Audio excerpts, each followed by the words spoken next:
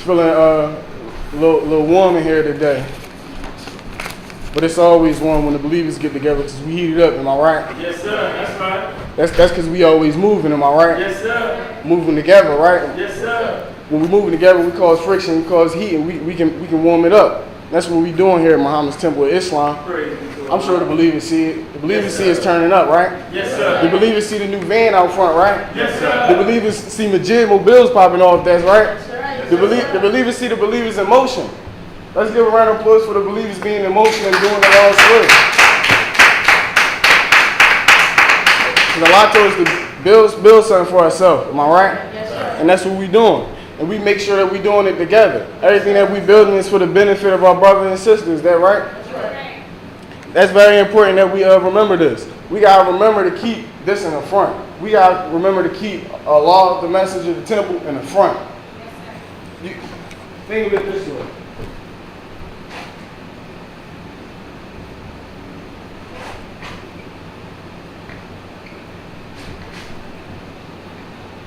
This is the world.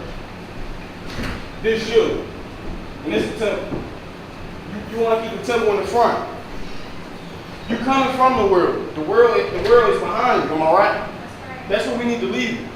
We gotta make it up in his name. We gotta keep that in the front. So that means it gotta be embedded in our foreheads, brothers and sisters. That means we gotta live these teachings, brothers and sisters, because it's in the front. This is the first thing that they're gonna see. Before you see this person, you're gonna see the temple. That's right. Before you see the greatness in this person, you're gonna see the temple. Now let's take a step right there. Because a person can get big-headed with this greatness that we get in the temple, am I right? That's right. How did this man get so great? This man got friendships in all walks of life. All the women want him. He got everything he want. How he get it? You gotta keep the temple in the front. Because we can easily say, well, I'm a man. That's how we did it. Because I just make it happen like that. I've been doing it before the temple. No, we need to make sure that we keep the temple in the front. Raise the dead. But we can't raise the dead ourselves. The temple is going to raise it. Am I right? So we got to make sure that we represent the temple. How can we represent the temple? We got to be together, brothers and sisters. Being together, moving in unity, we represent the temple. Without black unity, brothers and sisters, you know we would have no true power. Yes, sir. Without black unity, the message it teaches is we won't have any true power. It don't matter the greatness in numbers. Because we can look around and take today, for example. We can look around today and say, 12 people there. I'm not going there. They got 40 people over there. Right. They got 100-man march over there. Right. I'm going with the 100 men. That's what they said. But them 100 men gonna get marched over. Right. Because they don't have a plan to master for Muhammad. Yes, sir. See, here we have a plan that's specifically for the black man in America, am I right? Yes, sir. And those numbers don't compare to 4 believers, not 4 true believers. Right. Those 400 men, they don't compare to 4 true believers with Allah behind them. Am I right? That's right. We need to make sure that we do this. The divine wisdom of God puts us on a path. How many of us know about that path? The divine wisdom of God puts us on a path for righteousness. Right. It puts us on a path to heaven on earth. Right. It says a path to a vouched. I'm just learning that word, brothers and sisters. Yes, sir. For being safe for us. So we're going to go extremely high, brothers and sisters. So we've been low, we've been in the mud, we've been in the slums, actually, brothers and sisters, for over 400 years. Yes, we have. But it says today Allah has came for us to send us to great heights. Yes, sir. So that means we're going to achieve greatness, brothers and sisters. Yes, sir. How we going to do it? We're going to do it in unity. Yes, We're going to do it by coming to the temple. Right. That's the word. That's where Allah's working at. Am I right? Yes, sir. Allah's working at the temple. We want to go to great heights. We got to be at the temple. That's right. We came from righteousness by nature. Am I right? Yes, right. It's this devil world that made us unrighteous. Naturally, we're righteous people, and we need to know this because a lot of times we can get caught up in doing the will of the devil, Right.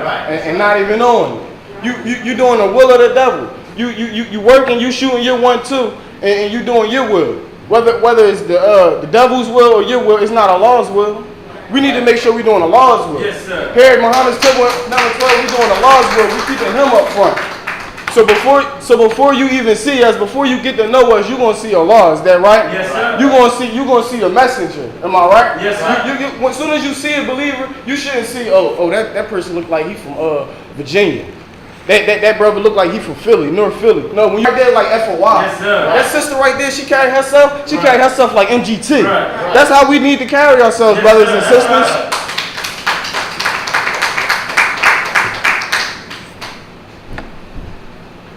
Now, and our Savior has arrived and said that Allah came to us with Islam. Islam is like the cement. Am I right, brothers and sisters? Yes, sir. It's like cement.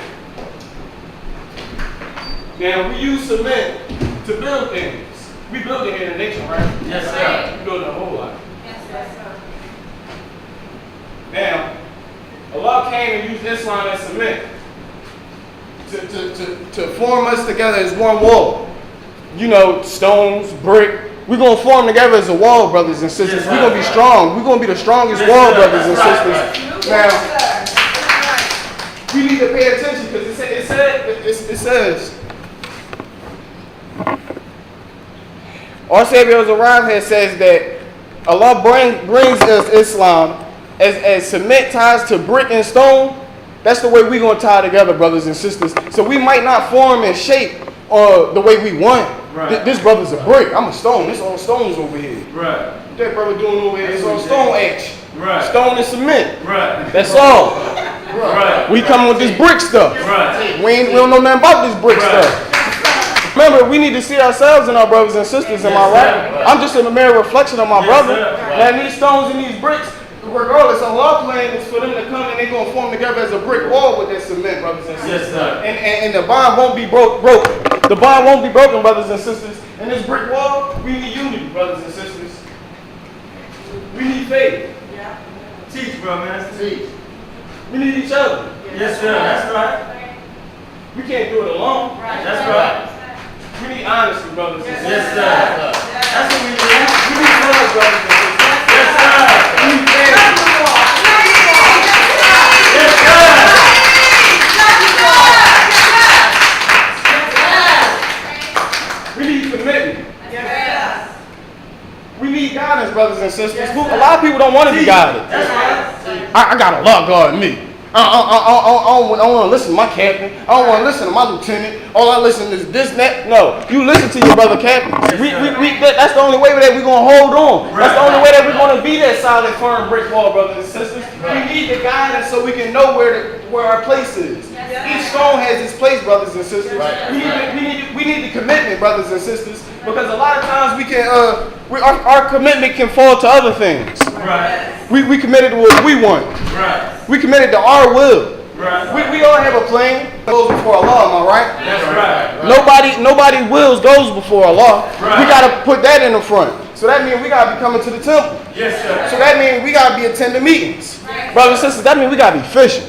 Right. Because we can build all day on our own, am I right? Right. It'll get done. But our mission is to raise the dead. Yes, sir. Our mission wasn't just to build a heaven for ourselves. Because if the mission was just to build heaven for ourselves, shit, we almost did. We gotta raise the dead, man. That's right. Teach, bro, man. And it's not our fault. It's hard. The devil got us in a yoke and a bondage, as the Savior Azariah says. It got us in a yoke and a bondage. Anybody saw somebody get put in a yoke before? Wake us up. Yes, sir. Somebody come up behind you, yoke you up. Right. You can't do nothing. That's what the devil got us in. Yes, sir. The devil got us in a yoke and chains, sir. bondage, Yes, brothers and sir. sisters. We can't move, brothers and sisters. We stuck. The only thing that's going to move is Master Ferrari. That's right. Right.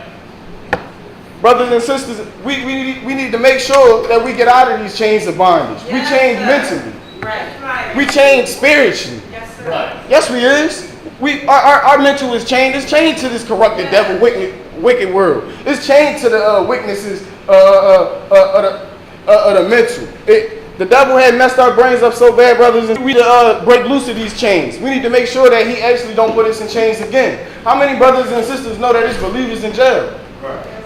No, I mean temple number 12 believers. Yes, sir. How many people know that believers in this temple go to jail, come home, and the believers don't even know? Yes, sir. Where was that, Yes, brother? sir. Where was that sister? Yes, sir. You should have asked that question when he first missed that temple meeting. Because now we don't even know we got brothers and sisters behind bars. Right. That's the unity, brothers and sisters. Right. That's the commitment. You gotta be committed to your brother's well-being, brothers and sisters. Because it's a lot of times, you know, we building our heaven on earth. We striving, we doing what we doing, but we can forget about our brothers and sisters. Our brothers and sisters is strong enough to move on.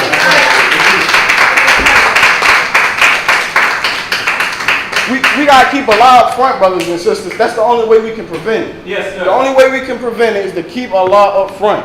Because your boys, you know, you try and raise the dead, you telling them these things, you telling them these things and everything, but you showing them something different. Your actions is doing something different. Your word is gold. Right. Your word is gold. It's just your actions isn't following it. So it's contradicting. Right. Yeah. So they're not going to want to hear it. They're not going to accept it. So it goes for naught.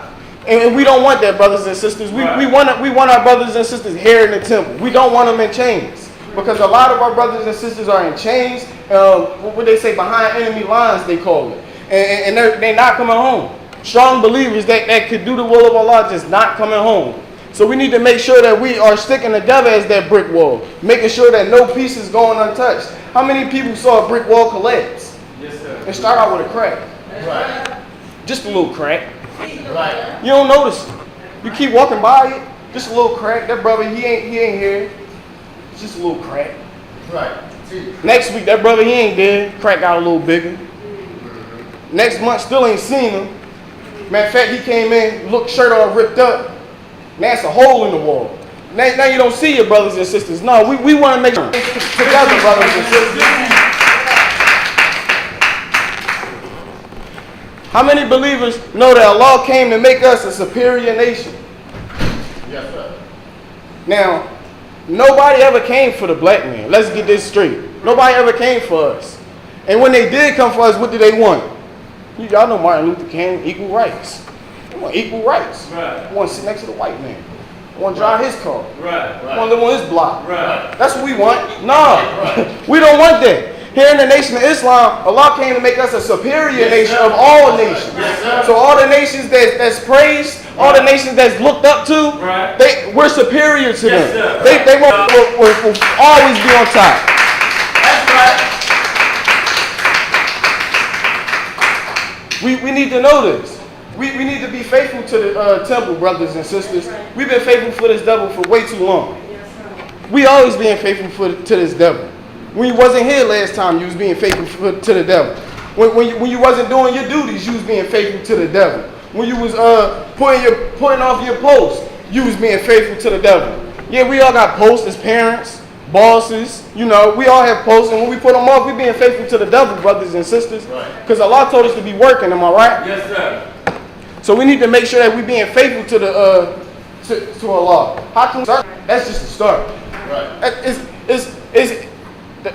A way somebody, I don't want to call them a hypocrite or something, a procrastinator. A procrastinator, like the first thing they do is try to come up with a reason why they can't do it, why it can't be done. We need to come up with reasons why it can be done, why we should do it. We need to come up with reasons why we got to make it to the temple, brothers and sisters, instead of making up reasons not to do it.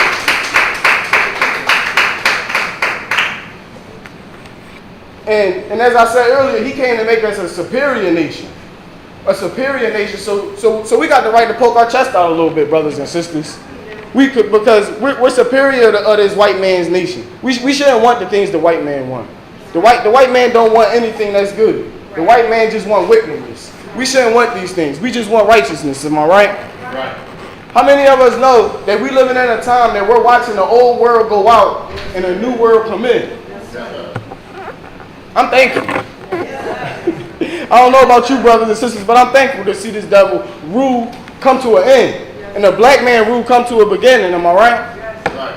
Because a lot of people wish they saw this. A lot of believers died hoping to see this. Am I right? But now we on the road, brothers and sisters. Now we got that friction. We got that momentum, brothers and sisters. And we in motion now. And now he's also in motion. Now, we need to know this, brothers and sisters. We in motion coming in and he's in motion coming out. So what motion you want to be a part of? You got to know what side you on. Allah came to us in person to set up a new kingdom. Am I right? With no interference. No interference. Nothing's going to stop it. All the naysayers, all the hypocrites, all the wrongdoers, it's not going to stop it. Allah came with no interference. So brothers and sisters, this is what we mean when we say, get with us or get ran over. I know that's right. This is what we mean when we say, one with us or one. There is no opposition that's going to stop us, brothers and sisters. Not when you got the unity. Right. Not when you got the faith. Right. Not when you got each other. Right. Love, family, commitment, and guidance, brothers and sisters. Nothing's going to stop us. That's right. We're going to be strong. We're going to hold that brick wall together. How many believers know the white race worked hard for over 6,000 years to destroy us? Our religion, our morals, our traditions, our values. They worked very hard to rape us of it. Right. But we still here, am I right? Yes, sir. The true believers, the Honorable Elijah Muhammad are here. Yes, sir. No matter how many lies they come up with, no matter how many stories they tell, we still here standing strong doing Allah's will. The temple Right. even got burnt down, brothers and sisters. Right. It's not coincidence. Right. Come on, it's not coincidence. Right. They know who we are. Right. They know what we about. Right. So we need to know that no matter what this devil got in store for us, they won't be able to stop us. Right. Because we done seen the worst of the worst. And we just keep on progressing. We keep on ascending to the heights that was promised to us. Am I right, brothers and sisters? No matter how far they try to knock us down and knock us down and knock us down, we just keep on ascending up to the heights that was promised to us. The only way we doing this is by keeping Allah up front. That's the only way we're going to do it, brothers and sisters, by keeping him up front. If you keeping Allah up front, that means you follow him. That's right. He's your leader. That's right. You're not leading yourself. You're following his guidance, brothers and sisters. How many people want to walk with Allah and follow him? Yes, sir. I'd rather follow Allah. I think he got a good path for me, brothers and sisters. Better than the world's path, brothers and sisters.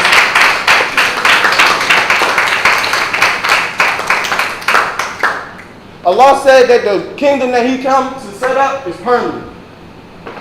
That's right. Perfect. Now, I take every word and every... So we're not going to get raped to this. We're going to have heaven forever, brothers and sisters. I want to be a part of that. Allah said he's coming to make a kingdom permanent with no interference. So that means we're going to be moving in harmony. Is that right, brothers and sisters? That means we're going to be moving as one body. Yes, sir. Am I right, brothers and sisters? Forever. Right. And it won't be unbreakable. It will be unbreakable. There's nothing this devil can do to stop us, brothers and sisters, because we got Allah behind us. That's the difference. A lot of black people, black movement groups had great ideas, but the only difference is we got Allah behind us. We got His teachings behind us. We got His guidance behind us. We're doing what He told us, and things of that nature isn't in Allah's will. That's why they weren't successful with it, brothers and sisters. The only way you're going to be successful is if you come to the temple and you do Allah's will, brothers and sisters. That's the only way you know Allah's will, by coming to the temple. You can't know Allah's will by being home.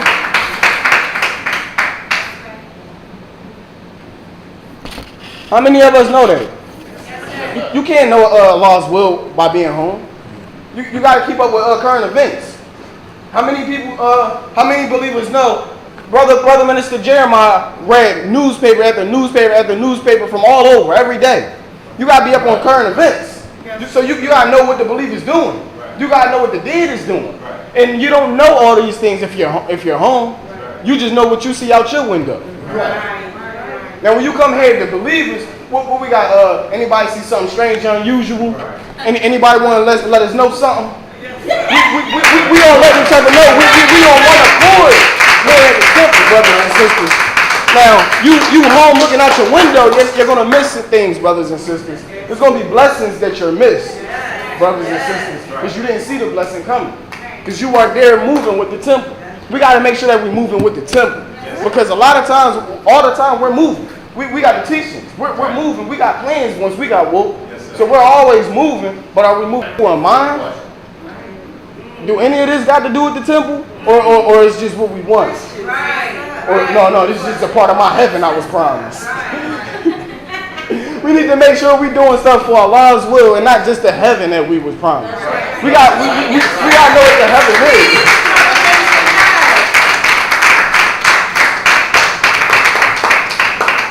But brothers and sisters, we need to make sure that we keeping Allah up front when we doing all these things. We got to make sure we keeping Him up front. We got to make sure that we keeping Allah's name in remembrance. Because they try to forget about Allah. Right. They try to forget about Elijah. Right. Yeah, they do. They go out there, not our fruit, but we go out there and we portray ourselves as something that we not. We didn't get this greatness on our own. Right. Even though the black man was always naturally great, righteous, but we didn't get these teachings on our own. Right. It took somebody to come for us. Right. Came from a long way. Yes, sir. Pick us up from a real bad condition. Right. Clean us up. Yes, sir. That's what it took. Right. We didn't do it on our own. Right. We had pure teachings. We had a pure prescription for just us. Yeah. You know, like when you go get that drug and it say your name on it. Right. This is just for you. Right. This is not for them Latinos. Right. This is not for those Arabs. Right. This is just for you, black right. brother in North America. That's Full of, right. Because as I said earlier, a lot of times we just looking out our window and we see what we think is for us. Right. They got carpets on their shoulders. I'm over there. Right. They carrying the Quran. Sin is in. I'm over there. See, a lot of times we do things to compensate, brothers and sisters. We got to make sure we're not doing things to compensate. Now, we don't have to walk around with a carpet on our shoulder to let y'all know we praying. We don't got to sit in the crib, rub our forehead on the joint. Right. I was praying. We don't got to do that, brothers and sisters, because we come into the temple. Yes, right. We know you praying. We was with you. We prayed together. I felt your vibe when I was praying with you, brother. I know you praying. So we don't have to do these foolish things to compensate. We don't have to do it. Just move in harmony with our brother and do it. Moving in harmony with our brother and let everybody know that we on our what they say on our deen. Right. We on our square. We on our A game. Just moving with our brother and coming to the temple. Staying connected to that brick wall and not falling off. Because a lot of times stone after stone falls off and the wall breaks down. Yes, sir. We need to make sure we're not losing no stones, am I right? Yes, sir. Even if it's just a little chip. That's right. We don't need this wall to be damaged at all because it's permanent, right? It's permanent, brothers and sisters. So we need to make sure that it stays permanent. Yes, we need to make sure that we're not losing any stone. Not even any brick. Because we might say, oh, we can lose a brick. As long as we don't lose no stone.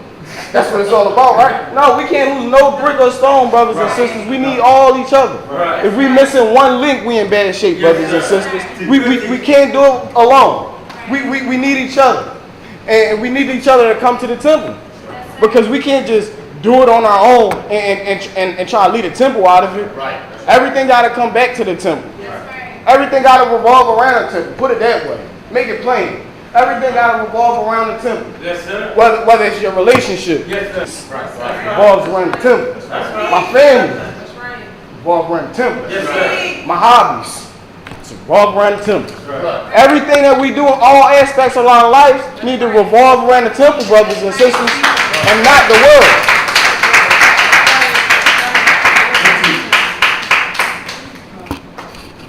And not the world. Because sometimes we can be setting things up and not know that it's revolving the world. You getting pulled to the wayside. You don't even know it. You went over there with good intentions. I'm going to get this and bring it back for my brothers. But you're not going to make it back to your brothers. We need to make sure that we just stick so close to the temple because the temple know where we are. We're blindfolded. The devil rocked us to sleep, brothers and sisters. He knocked us out. Right. We don't know where we're going. So we need to go to the temple, find out where to go, and we need to go and take that guidance, brothers and sisters. And we need to move out as one with our brothers and sisters. That's the only way that we're going to do it. And we're going to get it done. How many believers want to get it done? Yes, sir. How many believers want to see that brick wall stand and stay permanent? With no interference. We're going to reach this heaven on earth, brothers and sisters. And we're only going to do it by keep coming to temple number 12. Because here at temple number 12, we keep the messenger up front. Yes, sir. We keep Allah and the messenger up front. Yes, and by sir. doing that, it makes us greater. It makes you greater by keeping Allah up front. Because you're representing Allah. You're representing the messenger. And the messenger is great, am I right? Yes, sir. Allah is great, am I right? Yes, sir. Don't you want to be a reflection of that? Yes, sir. So we need to make sure that we're being a reflection of Allah. So when they see us, they see Allah. They don't see a dead brother. When they see us, they don't see a dead sister. When they see us, they see Allah. Right. So we need to make sure everything that we're doing, all aspects, every step that we take, brothers and sisters, it's a step in righteousness. Yes, sir. It's a step for Allah. Yes, sir. This right here, I'm getting out of big, this is a step for the temple. Yes, sir. Every move that we make, we got to make sure we're taking another step towards Allah and not towards the world. Because the world is behind us and Allah is in front of us. Now, I'm going to leave you the believers with that. I'm going to bring up a hard-working brother minister, Jamar. Let's bring him up with a hard round of applause.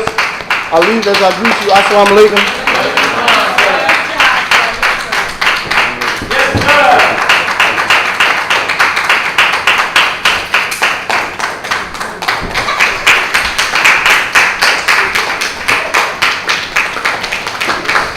Assalamu alaikum. Y'all bro student minister coming up well, isn't it?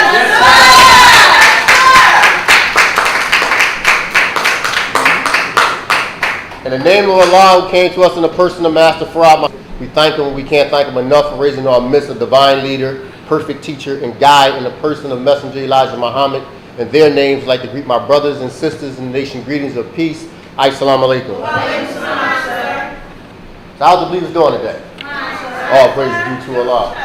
So, we want to get to the basics, right? Because sometimes we lose the basics, right?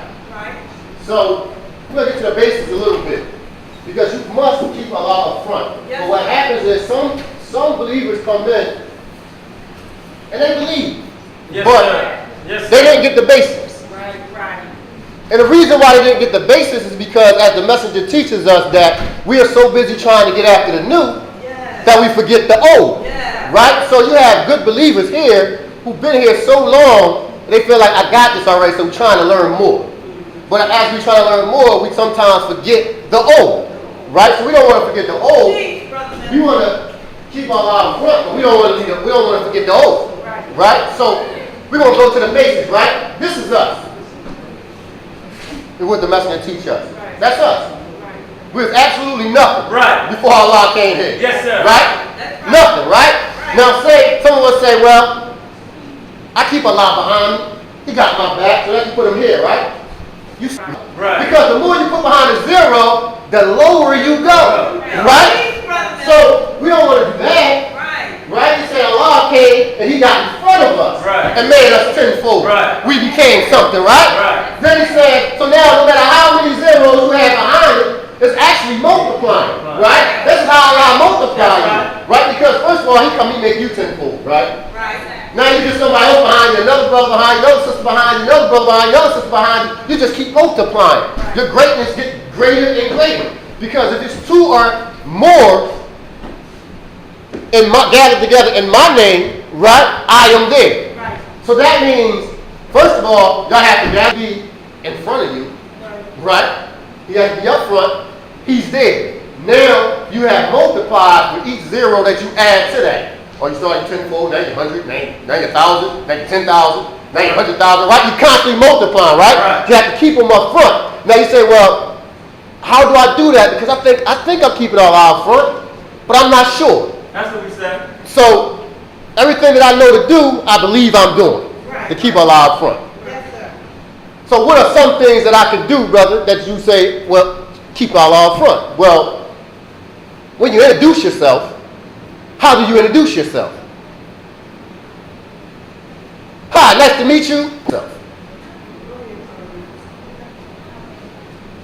I'm Bill Whitmore. Do you come and introduce yourself like that? I'm Mr. Lincoln. Do you introduce yourself like that? Because if you're doing that, you're actually not keeping Allah out front. Right? He gave you these names because these names are only the names that are going to be accepted in the hereafter. And the hereafter for the followers of the messenger is now. Right? So that means in order to keep Allah out front, first of all, you got to be willing to tell him, well, I'm Jamar. Jamar who? Jamar Allah. What was your birth certificate? My name is Jamar Allah. Now, do you want to meet me or not? But that's who I am. Right? Yeah, that's how you keep Allah out front. That's one way, right? Another way to keep Allah out front, right? When you go and you do it, you say, Come on, brother, come with me to the bar. Wait a minute. Listen. You go to no bar? Right. You don't go to no bar, man. What do you mean you don't go to no bar? I'm a Muslim. You keep Allah out front. My excuse for not going to the bar is the fact I'm a Muslim. And Allah don't approve of that. Right. So I'm not going to sit at the bar with you. That's why you keep it Allah out front. Right? Every action you make will dictate whether you're leaving Allah up front or not. Allah and His Messenger have to be up front. If you making a move and you saying, well, no believers see me, Listen. so I'm over here. And I'm doing a little bit of this. They don't see me. Right? You murdered just now. Right? Now, even when you cooking, everything on the front burners are normally the most important things because they will burn fast, they will cook fast. You have to keep an eye on them the most. You put everything on the back burner because you can kind of simmer those. Right. Right? So now what you're doing now is you can allow the back burner, right? Oh, praise be to Allah. Because you want to let Allah simmer. Right? While you keep the dirty world up front. You gonna watch them go, so you want to make sure that you don't mess that up, right? So we don't want to be that kind of believer, is that right? So what are we doing? We just trying to keep our God up front, right? That's why I'm not everybody else doing it. Well, I got my window, everybody got their shirt off. Why can't I come out with my shirt off? Because my God said don't dress like that, right? Put a shirt on, brother. No, not a tank top, a whole shirt, brother. Now you go outside, right? If that's what my God said, I'll say, well, wait a minute. Can't answer that door. Right. I'm getting comfortable in my own house. Now I'm about to let the outside inside when I open that door. They're going to see me. So let me now straighten up and be the way I'm supposed to be when I step out the door. Right? That's right. So this is keeping Allah, this is part of the way to keeping Allah up front. Beautiful teaching. What if things going bad? What I'm going to do now? We say that sometimes. You know what? I know Mike, and he get it popping on the block, right? Yes, you do. So I'm going, little Mike gonna make sure I keep that bread in my pocket. Right. I'm gonna see little Mike. Is that what you do? No, sir. Or do you say, you know what? It's trials and tribulations for all of us. That's right. This is just a trial, tribulation, whatever. My God got me. Right. He testing me now. And you keep on going, right? I don't care. I'm going to do the same thing that he told me to do, and I've been doing of righteousness day, and I'm going to keep doing that, and I'm going to be all right. That's right. If that's what you do, then you're keeping Allah up front. But if you go see little Mike, you don't put Allah on the back burner again. Yes, sir. Now little Mike, he wants you out there because it keeps him off the street. Right. That's right. Put you out there. When somebody get locked up, it's you. Right? Then when somebody responsible for the loss of the wicked substance, it's you. That's right. Right? They come to Mike, no, that's because brother so-and-so was over there and he ain't supposed to be out there anyway. He didn't know what he was doing. Don't worry, I'm going to handle him Right. so you don't handle me. Right. Now they come back to you, now you stuck. Right? Why? Because now you owe me for everything you lost when you was out here. Plus for the money I paid for you to get out of jail. But if Allah keep up front, don't matter, I keep doing, I made my job, right? And I'm gonna keep working my job. Yeah, things are hard. In the words of one brother, David Dash, he said, they tell you don't never put up your own money when you're doing business, right? Right. But he said, I said the opposite, put up your own money. That when times are going bad and everything, you can keep doing what you do. You can keep paying your employees, you keep doing that, you don't have to worry about things, right? Well, that's the way it is with Allah. Right? You work Allah, with Allah, you keep them up front, no matter what happens. Because people say, come on, man, get that Muslim stuff, man. Things are going bad. But if you keep them up front, right, and you keep moving with it, right, even though they're telling you not to, what happens is, you take the brunt of it, and you have to deal with it. But then you get the reward of it. So you're keeping Allah up front, you're taking the brunt of all the jokes. What's up, Muslim? Good teaching. Right. Car down again? My car ain't never down. That's what they say. What's up, Muslim? Listen. It ain't working too well for you, your job? Mine's always keep my pockets fat. What's up? Huh? So you take the brunt of that, right? Because you're keeping Allah up front. Right. But the reward you receive for it is greater than my car never breaks down. But you've been locked up 5 times in the last year. Right? 5 times last year. You do 3 months here, 5 months there, 2 months there. I'd rather walk or catch the bus than to keep having to have somebody come put something on my books. Right. Right? Right. Because I'm going to keep Allah up front. That's my God, right? I didn't ask you to be accepting of my God Right. to the point where it's though I have to not accept you. Right. Right? This is what we have to realize. You can't let someone else's lack of faith in Allah That's right. determine how you live your life. That's right. If you have, praise be to Allah. If you have faith in Allah, right? You function on your faith in Allah. That's right. You keep them up front because you know keeping them up front. Somebody, I don't care who they are. If it's your children, if it's your spouse, if it's your mother, if it's your father, if it's your best friend you grew up with, it feel like y'all was in the womb together, y'all been together so long. Right? If it's your twin, and they tell you they don't have the faith in Allah, right? And they don't want to keep Allah up front, you tell them, you don't even have to tell them, but I say tell them because so they'll know what they see when it comes to fruition. You tell them, my God got me. Keeping them up front has kept me safe all this time, and it's going to continue to keep me safe for the rest of my life. Right? So now when your God carries you over the top, when they sit there and say, that happened, I cannot mean, they'll tell you that. Yeah, I made a job. I'm going to keep my job that I made. Why? Because my job was made because Allah told me to make my job, and I'm keeping them up front. Now, you may lose your job. I can't lose my job. The most I can do is decide to make another job and forget that job and go on to another one. Why? Because I make the rules. Why? Because my God told me if they won't hire you, make your own rules, make your own job, and go to work. Is that right? Right. They go, come on, right? You know, we got some hit plan. No, I got a righteous plan. Right? You have to make sure they know. No, I got a righteous plan because I have a righteous God. Right? Now this righteous plan, I'm going to work this righteous plan. And in righteousness, I'm going to go over the top. Now you can keep doing what you want to do. Yes, sir.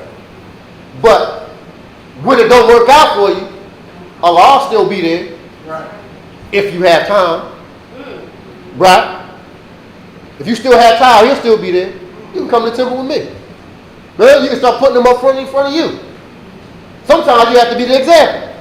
Right. Right? That's right. Sometimes Allah will pull you down because the people around you don't have faith. Yes. Right? He'll pull you down to their level.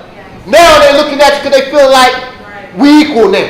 Right? And then He'll take you back up over the top so they can realize, wait, what you were talking about actually works. Right? So now He put you down to their level. And if you feel you're still there, now you come back up, and they wonder what you do different there, how you get back up there. I didn't do anything different. I stayed with my God. That's right. He stayed in front of me. Yes, sir. That's why I kept him at. Because I knew if I got behind him, I would be protected. Right. Right? And look at me now. Yes, sir. Come on, brother, get behind my God. Because Right. it's your God too. Yes, sir. Right? Sometimes these are the things that have to happen. Sometimes, in your worst conditions, is the time when you have to tell people about Allah the most. Right? Because then it's like, because they don't want to listen to you, but they will. Because, okay, you look like you're doing as bad as I am. Even though you're not. It's going through a trial and tribulation. This is a life for them. Right. Right? Good point. The day before that, they're going to be the way, in the future, they're going to be the same way because they're doing the same stuff, right? Your God just putting you through a trial and tribulation, right? So you can still talk about your God, but now they will listen.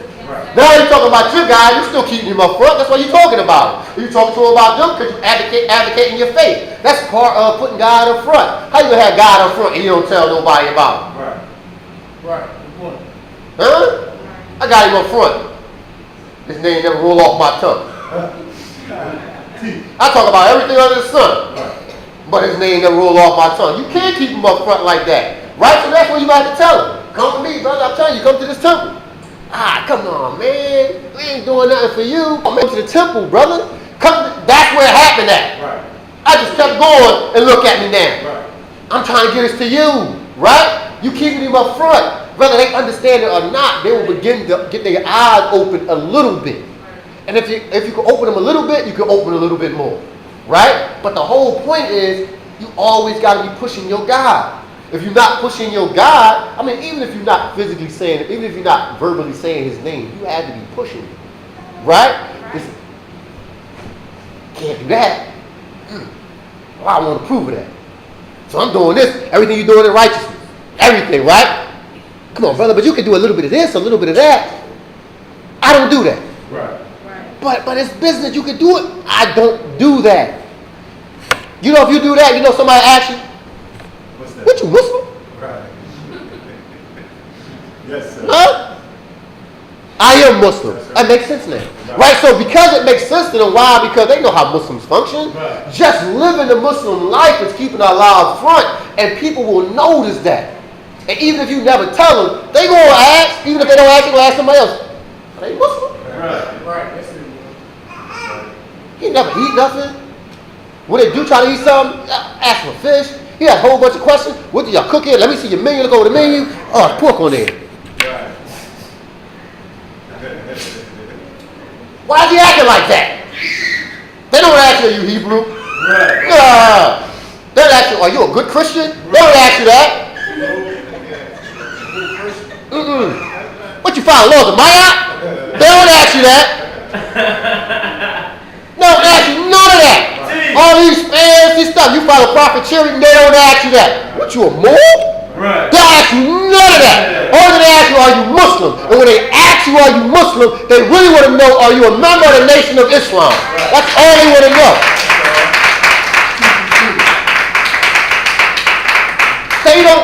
They don't put the same emphasis on being member in the Nation of Islam. They put us on they have a different criteria they expect of us. So when they ask you that, they only ask you, are you in the nation? Are you FY, man, my man? Oh, you FY. I understand why you act the way you act. Right. Half of the people don't even know what MGT is. Right. One sister said, don't FY girls, women, they're wearing the short kimas. Right. I was like, wait a minute. First of all, women are not FY.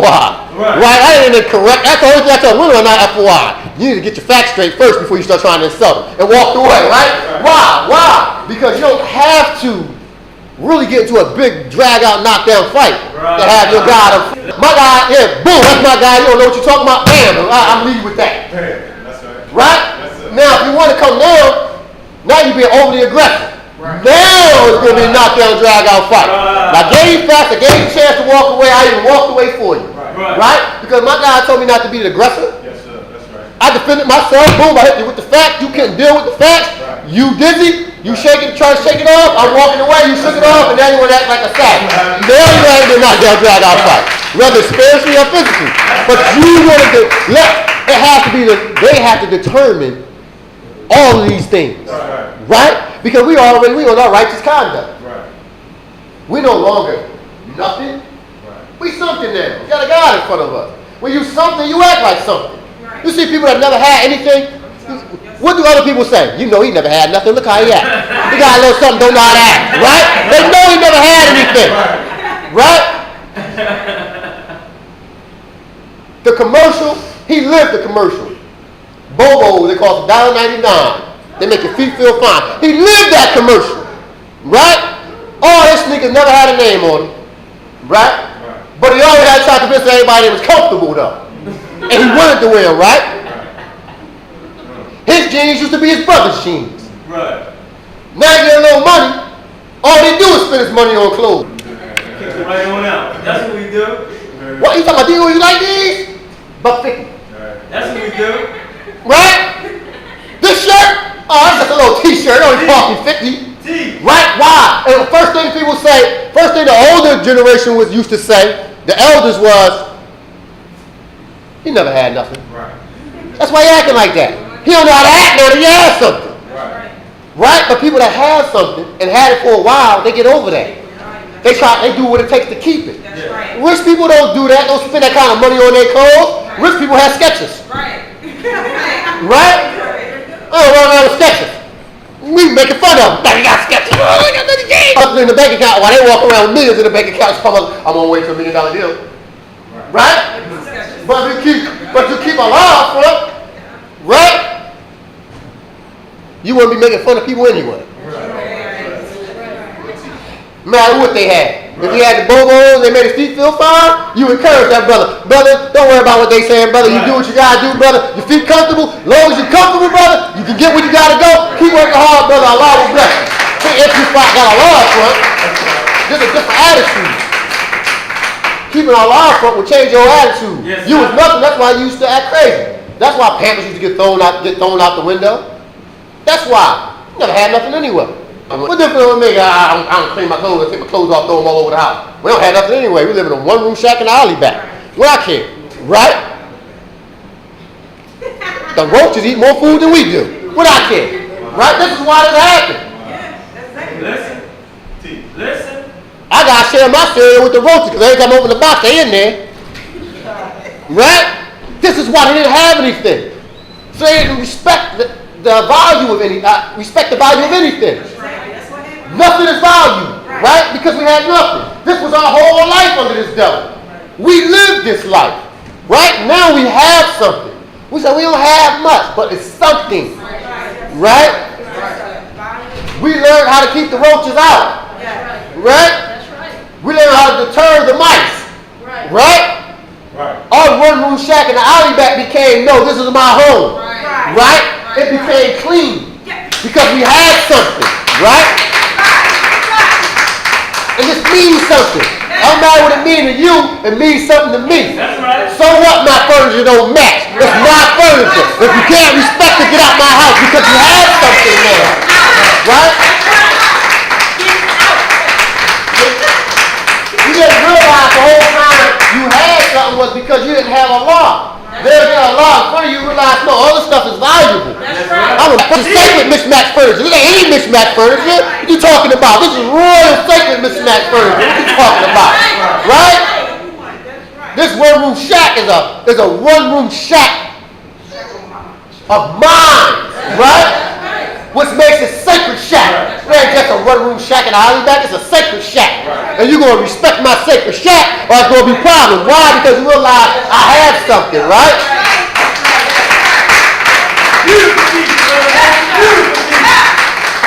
My 1919 get out and push is my 1919 get out and push. That's a sacred 1919 get out and push. Now even you're going to help me push it, you get out of the way and I'll push it myself. But I'm going to start it, right? Because this is how we have to have our God up front. Oh, you got your God up front. Yeah, people gonna mock you and all that, but you can get those same people that mock you to mock you right to the temple. That's right. Right? Like I told them, yeah, my 1919, look how strong I am. Pushing that 1919 get out and push. It worked out for me. Right. Right? My one-room shack, boy, come check my one-room shack out. Right. Right? Come check this out. Look at this, right? I know, it don't look like much, right? But look at it. Nice. I know it's nice. Right. Because it's a sacred property here. It's going to always be nice. Brother, go back. Brother, I know your house is bigger than mine. Right? I know you think your house is better than mine. Right? But you need to treat your house more sacred. Brother, go back. Fix up your house. It's bigger than mine. Now, because my house is sacred and I understand it. I have something now. Right? He said, but you don't have nothing. But it's just a one-room shack in the alley back. It's a 1919 get out and push. Still wearing bowls. I have a God now. Right? Once I had that God, I could accomplish anything. Right? I have the knowledge of myself now. Right? I can accomplish anything. I have confidence in myself, which means that I know I can accomplish anything. The only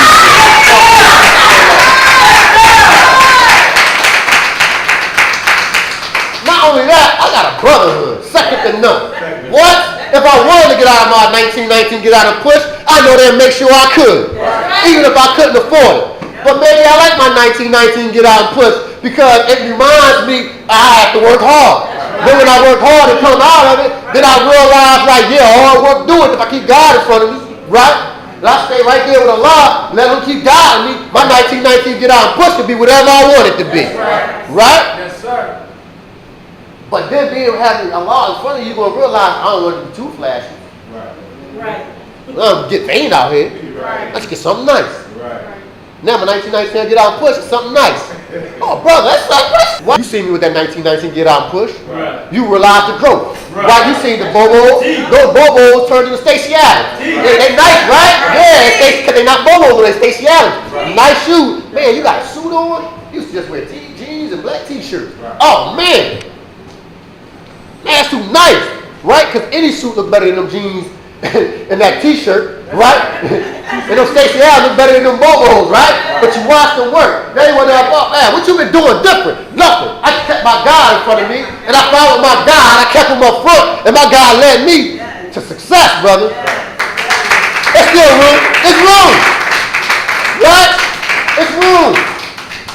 You use your success as bait to bring them over to God. Right? That's what we do. Wait, what you think casting your net is? That's what we do. Casting your net. Look at me. That's right. You said you got a net. Yeah, look. Come on. Right? You going right in. You ain't the fishing rod. Right. We think we the fishing rod. Right. We think we the net holder. Nah, no. You're the bait. Right. You're the bait. That's right. Right? Teach. You're the bait. That's right. You gotta get out in the sea. Right? See who bite. When they bite, call them. Don't give them a chance to get away. Right. This is what sometimes what we do. We get them, they on it. They on it. They win and try to get away. What we do is, man, what you trying to do? You got it. What you got to do is reel them in. What you trying to do? You really want to go? Man, you get them options, then they wiggle away. No, as soon as you get a bite, come on. Right. Come on. Come on. Right? I'm going to get you at 1 o'clock. Be there at 12:30.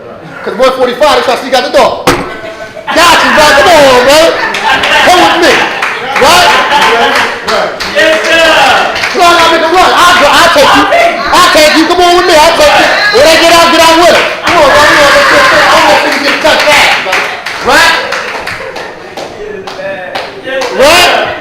You walk in, come on with me. Come on back in, brother. All right, come on, get right in. You pull up for the temple. I know he's coming in, brother. You know I talked to you last night and this morning about you coming in. Come on, brother. We here now. Might as well come on in. Right. Look at the brothers. They been right there waiting on you. That's right. Right?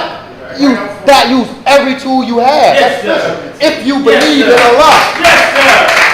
Wonderful people. Now, if you don't have faith in Allah, I don't know what to tell you. But if you have faith in Allah, use every tool that you have.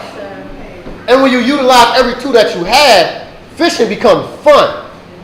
Because it's always fun to talk about your God and things your God has done for you. It's always fun to talk about, man, I remember, man. Right. Man, I was in the Nation of Islam, man. I got in that brotherhood, man. They taught me some stuff. Right. Man, I was out of my mind at first. I was blue. Oh, man. But then I started using it. My life ain't been the same since. Right? That's what we say. But what happened? Man, you won't believe. You got to come see it for yourself. Right. You got to experience this to understand it. Come on, man. What's wrong with you? Teach. You see me? Let me show you what I got it at, right? Use all those tools if you believe it, but some of us believe that the Nation of Islam didn't help us do jack. Teaching a messenger, they nice and everything. I did this on my own. It was by Muhammad. Yeah, how you do that for me? Right. Man, I put in work. I made moves, man. What you talking about, man? I was in it. I put my nose to the grindstone, baby. Okay. Right? That's what we thinking. But not realizing, come on, bruh. When you came here, bruh, your feet was on the ground. Right?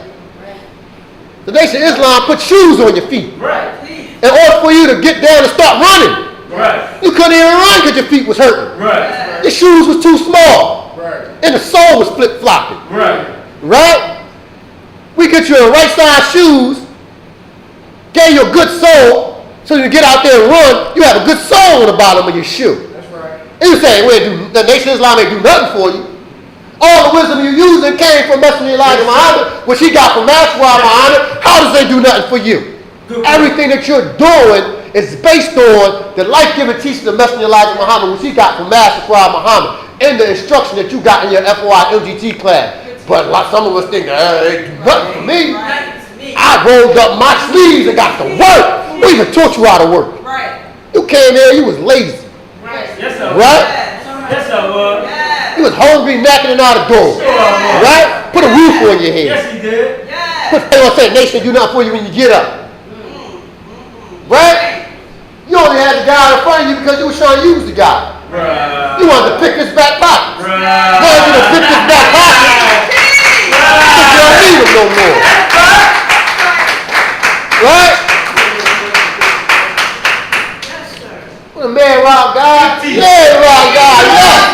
I'm tired of this. This one put this back pocket. I don't need no more. I got the wallet. Got the wallet. What I need him for? Right. Right? This is how we think. That's how we think. So we need to wake up.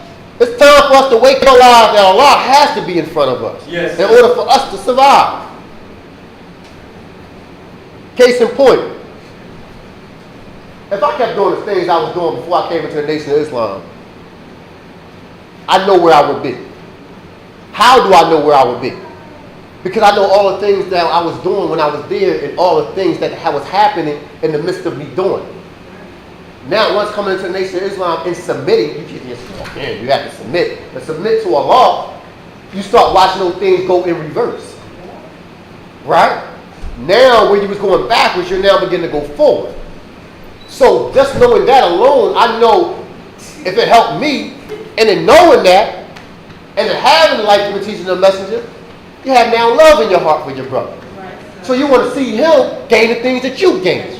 So you want to keep God in front of Allah in front of you, and you want to try to get him to put Allah in front of him, but you can't do that unless you get him first into the temple. Now,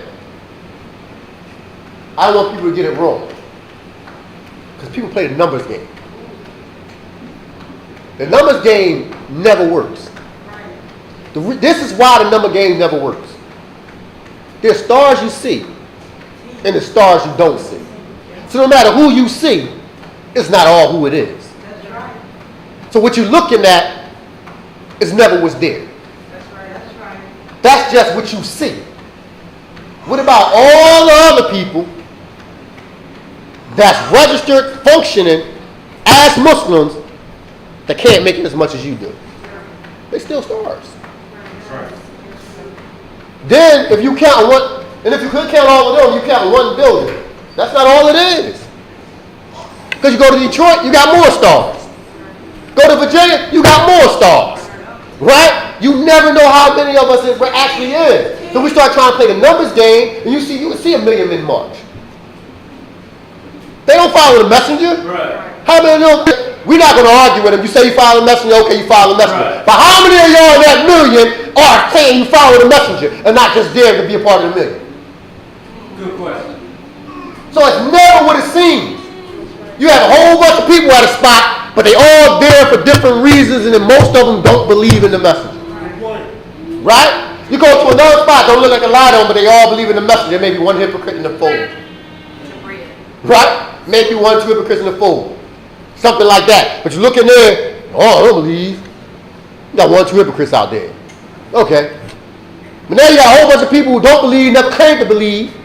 They just there because I want to be one in a million. I want my name to go in the book. Where do you want your name to go at? Good question. What book? Good question. You want your name to go in that book and be one in a million, or one in 1,000, or one in 500? Or do you want your name to go in there in the Lamb's Book of Life and be one of those counted amongst the 144,000? What odds do you want to try to go for? Because we have to try to remember the basics. Yes, sir. Remembering the basics is really the thing that's going to get us over. Now, I used to play sports a lot. That's right. Teach The them. first thing that they teach you in sports, and this works in all aspects of life, learn the basics. Right? From the basics, once you master the basics, you can branch out from there. Right. Because everything else runs off the basics. Teach them basics. That's right. Right? Say, just stop trying to put the ball between your legs, brother. You trying to put the ball behind your back, but just learn the basics, brother. Just dribble. Right? Just dribble. Just dribble. Just dribble. Just catch the ball, brother. Toss the ball back. Don't worry about that. Just catch the ball, brother. Toss it back. Don't worry about that. Just catch the ball. Well, this is how it is when you have to know the basics. That's right. Remember the basics. Everything else stems from the basics. We trying to go past the basics to the upper science, right? The high science. Right. We want to be there. Don't know the basics. You can't mess with the high science unless you know the basics. From the basics, you go to the level up to the high science. But you have to master the basics. You can't run around here trying to master the high science. You don't know the basics. You don't even know how to go about the high science at all. The basics teach you everything. Stick to the basics, brother. Stick to the basics. That's what it is, right? And then I can keep going and going and going, but time won't permit me. But I just want to leave with this. When it comes to the Nation of Islam, stick to the basics. Keep your God up in front of you. Right? And do all it takes to get your people and raise the dead and get them into the temple so we can raise the 17 million dead. That's right. Right? Yes, sir. Yes, sir. Stick to your righteous aspects of life. Don't worry about the money. The money just comes with the territory. You get the basics down. Your basics down. Who is that man and who is that man? Your basic general orders. Your restrictive law. From that, everything else stems out from that. And you will grow from there. And you'll find everything is so much easier. Because what happens is when you fumble with this, I go back to the basics. And I start back over. I'll be right back up there in no time. Right? When I used to lose the ball, you know what? Let me stop trying to run through my legs. Go back to the basics. Right. This is what you do with Islam. Now, it's not a sport. This is something you're going to make your life. Yes, sir. That's the difference. Now, I'm going to bring up, just pray that something I did will help you further your life in Islam. We're going to bring up a hard-working brother, Minister Rahman Ali, as I leave, as I greet you. Assalamu alaikum.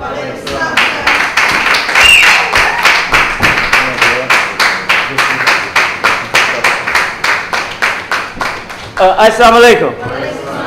In the name of Allah, came in the person of Master Farah Muhammad and raised in our midst the last greatest messenger, the Honorable Elijah Muhammad. Again, I'd like to greet the believers in the nation's greetings of peace and paradise. Assalamu alaikum. How's everyone doing today?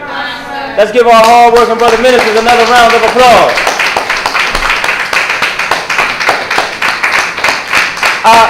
I hope and pray that the believers see the progress and the improvements that the ministers are doing in the ministry circle.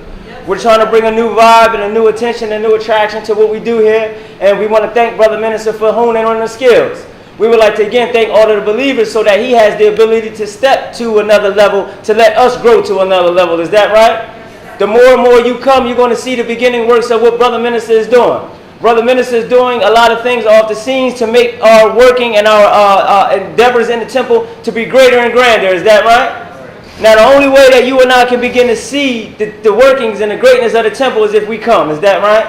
And we want to, the brother ministers gave a very good rendition about what keeping the messenger up front and why it's important to come to the temple and keep the messengers. That when Allah gives you something, before let me go to a story about brother minister Jamar Allah. When he first came to the temple a few years ago, he was a younger brother, and the brothers had gave his brother a suit. And the brothers that gave this brother a suit try to make this brother dictate when the brother wear the suit. They gave the brother a suit, and next week the young brother Jamal, this is young brother Jamal, he's still young today, but this is very younger brother Jamal. And very younger brother Jamal didn't want to put the suit on for whatever reason. And he had all rights to, is that right? But the brothers gave him the suit and wanted him to wear it the next weekend. And when the brother didn't come in with the suit the next weekend, they raised hell. And the brother, and one of the first things he said to them is, listen, if you gave this man the suit, he'd do what he want with the suit. Is that right? So this is a very strong principle. Once you got something, you can do what you want with it. Is that right? But you are has a duty bound by a Muslim to give some of it back to the cause of Islam. Is that right? In Wednesday class we was reading, and it said in the Holy Quran in the 10th chapter that what remains with Allah is better for you. This is important to understand because what the law says in the Quran that you are to spend what we have given you. Is that right? So we have given you a blessing. Then you multiply your blessing and you live your life with the blessing.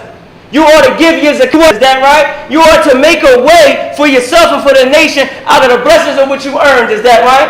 But when you get something, you can do what you want with it. And as the brother ministers pointed out before us, when Allah gives us a blessing, we as black folks, we get nigger rich. Is that right? We get a little something and we act funny again. Is that right? But as duty bound as Muslims, we are to curb that type of behavior and let it remain with Allah. If you got a blessing, don't let your blessing end up at the bar. How many of us all of us, I know especially the brothers, are physical manual labor workers. Is that right? You put your blood, sweat, and tears into that paycheck, right? What right does it have ending up at the bar? How many of us know that bartenders don't even, they act as check cashing spots? You can cash your check at the bar. Your whole paycheck can end up at the bar counter because you owe a tab. This is an example of you getting something, but you giving it to where it doesn't belong. Is that right? How many of us got jobs and good paying jobs, but we treat everyone else out in the world with the greatest of humbleness and politeness, charity and good diction, but when they come home, we cheat and cuss everybody out? Huh? Some of us do this. And I know we do this because we clean out houses. And you look at these people, refrigerators, they posted up at the club, they got the nicest thing. You're used to having something, but when you get to reap the benefits out of it, you don't prioritize where you should shoot your arrows go. And this is where Allah coming up front comes into play. In our prayers, it says that we magnify our blessing. Allah don't have to stay with you, brothers and sisters. Huh? Allah can give you something, and then He steps back and see what you're going to do with it. Is that right? How many of us know? When you get a blessing, brothers and sisters, Allah want to see what you do with that. It was a good scripture that came out, especially anybody starting business. Learn this. Take a job, even if it may not be to your benefit. Because you got to respect the little. To Allah. Now, you get something and you forget, you forsake it. Is that right? You get something and you act like where you don't put back to the effort on where you got it from. Is that right? You got a duty to kick back where you got from so you can get more, and other people who never came to the circle has the ability to get some. Is that right? Praise be to Allah. So we get a blessing. Is that right? And now our blessing ends up in certain other categories or in other certain circumstances. Take, for example, in the prison ministry. The prison ministry that Brother Minister started is essential. Check out this example. Brothers are down in the prison, and I was down there like most of us have, but a lot of us have. You down in the prison and you get the knowledge of yourself. You get to read those books because you got nothing but time, and that's all you doing is reading. Is that right? You clean shaven. You got your suit pressed. How many of us know down the joint they got irons down the joint? Huh? Yeah, they got irons down there. You can iron your browns and your khakis if you want to. All of the fruit do. Why? Because we fruit. We want everything to be clean and neat. Is that right? Because we're fruit. When you fruit, you speak the lessons. In jail, I'm talking about. All you got is the books in your brotherhood, and this is what's keeping you from turning into a sex. You got your date and you get paroled. You kicked out of the building. You kicked out of the jail now. Now you're out in the street. Now the prison ministry comes in when it's hard to adjust from being inside and now being outside and hold the spirit of Allah that you obtained. You can have the spirit, but walk out into the street and lose it. Is that right? This is why don't be mad at the brothers when they come up in jail and they write this fruit, this, that, and the third. That's a hell of an adjustment. Already your decisions on where you lived at don't match up because you've been behind a wall for a couple years. So everything changed. You got to get used to that. You got to get used to this new lifestyle as being a Muslim. You on parole, all of the restrictions, things of that nature. It's hard under that pressure to hold the spirit of Allah. Is that right? So we as Muslims have to adjust and help them adjust to keep that spirit. Now let's go to our personal lives because all of us wasn't released brothers and sisters. When you were in the temple, we all right. Brother Minister and Brother Minister Basir was teaching, and all of y'all was filled with the spirit of Allah. I know because I was standing in the corner. I like standing there. I could see all of the believers. I could see y'all inching up in your seats. Some of y'all wanted to stand up. Everybody, amen. Everybody's in the spirit of Allah. Is that right? But with 2 o'clock here, sometimes that spirit leaves. You got to know that you got to, our language, our mindset, our thinking, remove that spirit. And we got to know how to keep it up front. Sister Amira on one Wednesday class gave the best example. We was talking about how you can have something that Allah has given you and it doesn't remain with Him. She said that a brother or sister can open up a business and Allah blessed her with that business. How many of us got blessed by a business with Allah's blessing? Now you got a blessing, right? But your boy see you doing good and he like that. He ain't coming to the temple, but he know you got a building over there and you doing good business out of it and the cops don't mess with you because you leaving. But he comes to you with an opportunity for you to hold a few packs back there. or let me be the drop-off point to exchange my money between my officers and my lieutenants or this drug money so I don't get caught. And some of us will take that opportunity. Now you had a blessing that was good, but now you turned it into an illegal front to earn a couple more extra dollars. That's a good example of having the Spirit of Allah with you, and your own actions will make all of that disappear. Can we see another example? All of us are married. Most of us are married, if not have been married before. Is that right? How many of us have been in certain instances and passion is related? I want to speak gently for the children. The mood is set. The music is playing.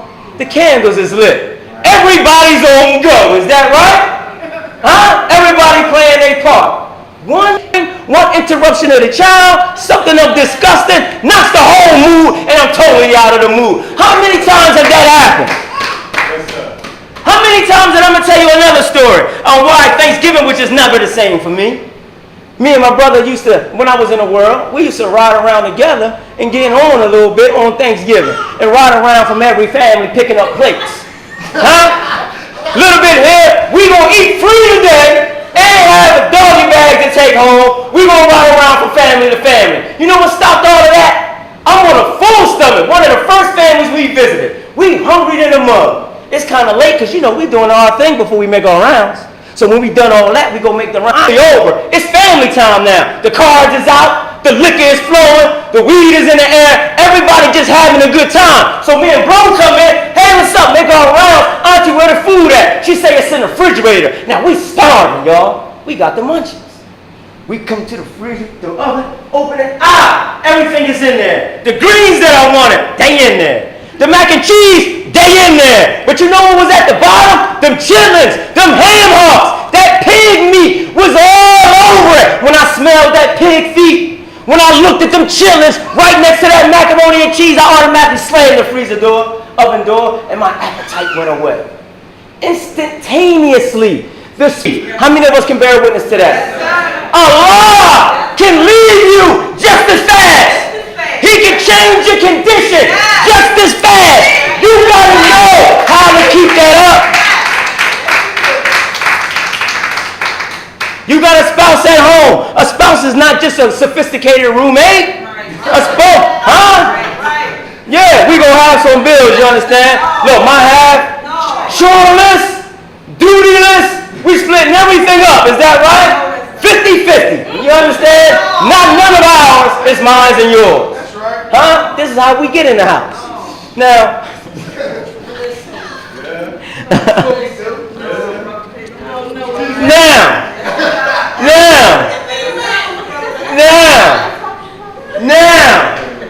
when you got an environment and it's great and Allah is there, you got to make sure a duty to make sure you do what Allah wants you to do so He stays there.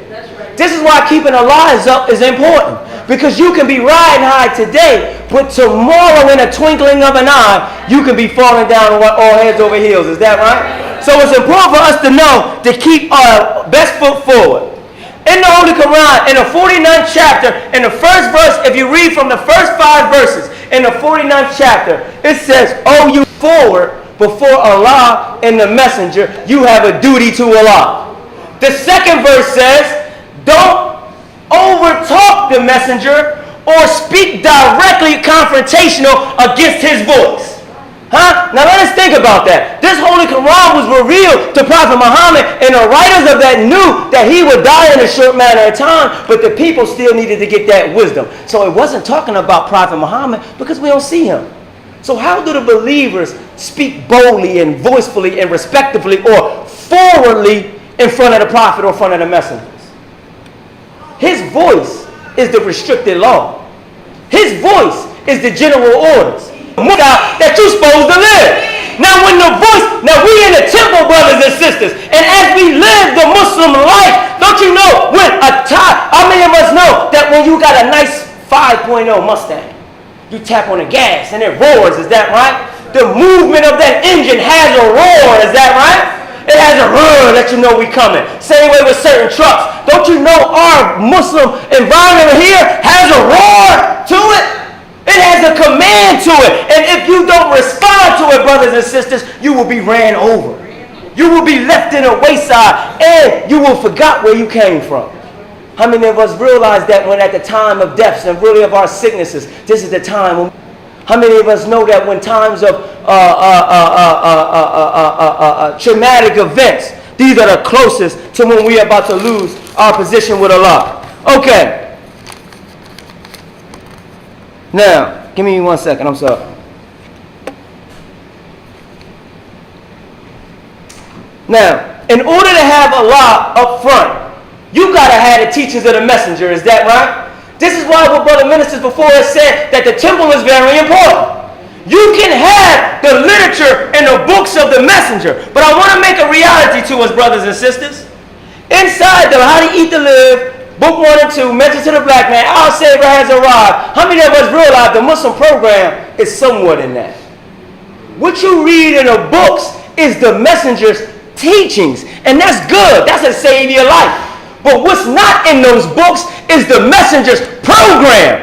You need believers in a unity of believers to have a program right. You can't read the messenger's programs. You got to live the messenger's program. So how many of us, brothers and sisters, are committed to living this program to its bestest ability? Yes, because when you do that, it provides you safety. All right, give us an example. In legal businesses, sometimes we got to pray. Me personally, I only got a GED. I didn't go to any professional white folks. I sometimes don't feel as smart. I used to, but I'm following the messenger, and I know how smart I am now. But it's important for us to realize something, though, that sometimes we feel vulnerable. If you know you're in business and it's an investment, you're not scared, but you putting all, as Brother Minister said, you putting your whole money into this. Now, when you go to invest, it may seem shaky. The most shakiest investments pay out to be the most. Huh? But how many of us realize that before you go put in that bid or go invest in that money, you got to make prayer. You got to pray for the strength that this is good, right? Now, same way if you got a big job. This is one of the biggest jobs I had. You taking pictures of it, videos, FaceTiming and all that. Is that right? But one thing, you don't got all of the material. You don't even got all of the know-how. You just got the heart to take the deposit and try it. Is that right? How many of us know every morning you wake up to work under those conditions, you got to pray. You got to pray that I can get to this next level, because it's a next level. This is something you wasn't doing before, but you're doing it now. And in order for me to get there, I got to make prayer on my way up there. Is that right? So in times of honest business, you need to make prayer. Is that right? You need the blessing and the protection from Allah. Is that right? Yes, oh, now let's fast forward when you're doing something illegal. You doing something illegal and you selling drugs. Only way for you to sell drugs is to sell a lot of it. Is that right? So now you got $10,000 in your pocket because drug dealers don't take cash. Don't take credit cards. Is that right? You got $10,000. There's a lot that can happen to you on the way to go meet that man on that drug deal. Is that right? Yes, you got $10,000 in your pocket. You got to watch for the police. You got to watch to see if when you make this transaction that this person is not a snitch and you ready to get set up. You got to make sure that you don't get stuck up on your way leaving because the connect just knew you picked the jail, brothers and sisters. But the sad mistake is you can't pray under those conditions. You can't ask Allah to bless you that this drug deal goes smooth. You can't pray to Allah that none of the drug dealers and stick-up boys see me on the way home. Is that right? You can't pray to Allah that I didn't get $10,000 worth of baking soda and half a product. Is that right? In order for you to get the prayers and the blessings in your endeavors, you have to be honest. You have to be righteous. Is that right? Now, what does that mean? It said, don't raise your voice in front of the messenger, in front of the prophets. The righteous lifestyle, when you hit that gas and you hit a roar of that lifestyle, brothers and sisters, is that of peace, of that of harmony. Is that right?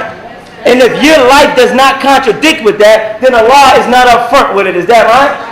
How many of us realize as believers, when we come into a situation, we try to do a little bit of wrong to help us out to get right? Fast forward again. Some of you sisters may not understand, but to sitting under a minister and the captain is telling you, you need to do something for yourself. You need to do something for yourself. You need to build a business. This is what we need to do. And you have no prospects, no ideas. Some of our weak brothers and sisters think that I can go sell a few drugs, do a couple of stick-ups, and with this money, I can get righteous. This is what we think. Not maybe see people say this, and you hear it when they say, I got to get myself right before I come to the temple. That means that they're in there doing their wrong thing to get right. That'll never happen, brothers and sisters. Right.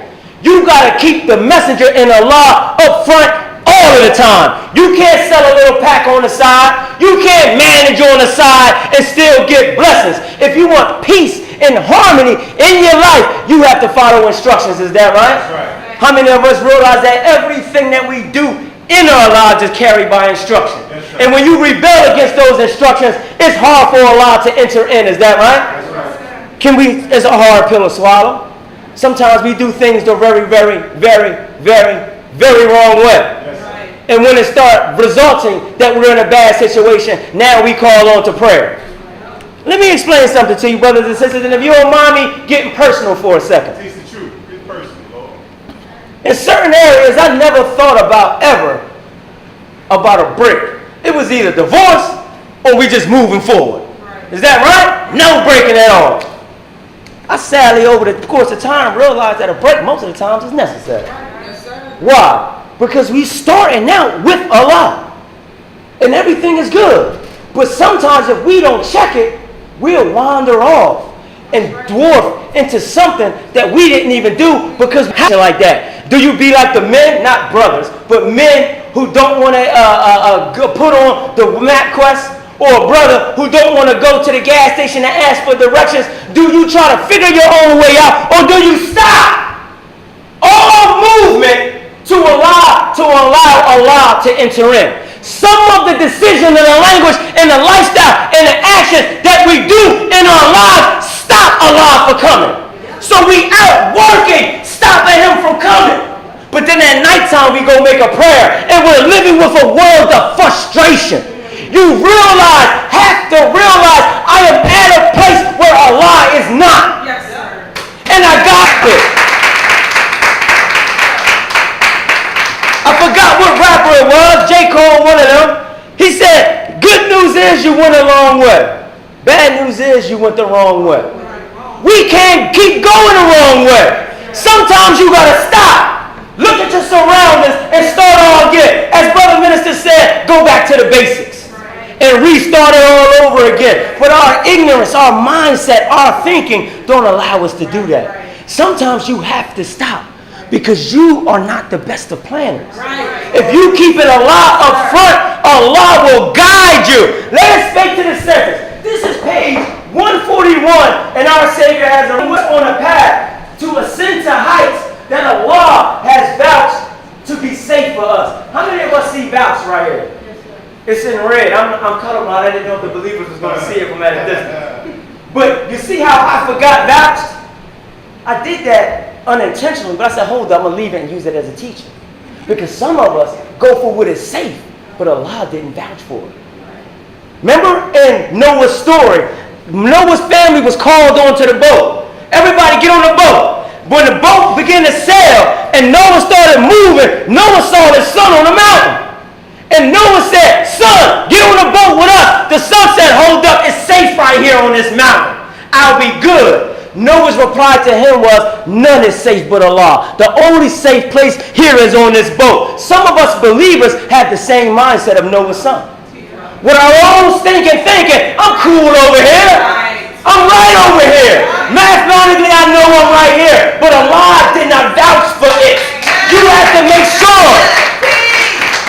Why is this important?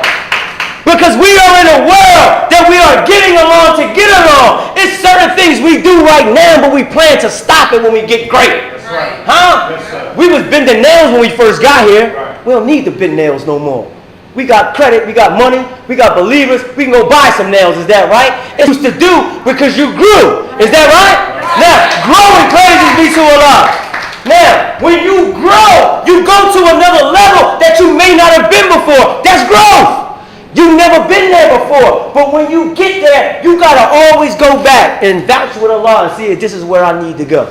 You got to always return to Him every step of the way. Because it may be a positive step, but it's actually a step down. Is that right? So you got to make sure that Allah vouches for the heights that you and I go to. And realize that we should be ascending to heights.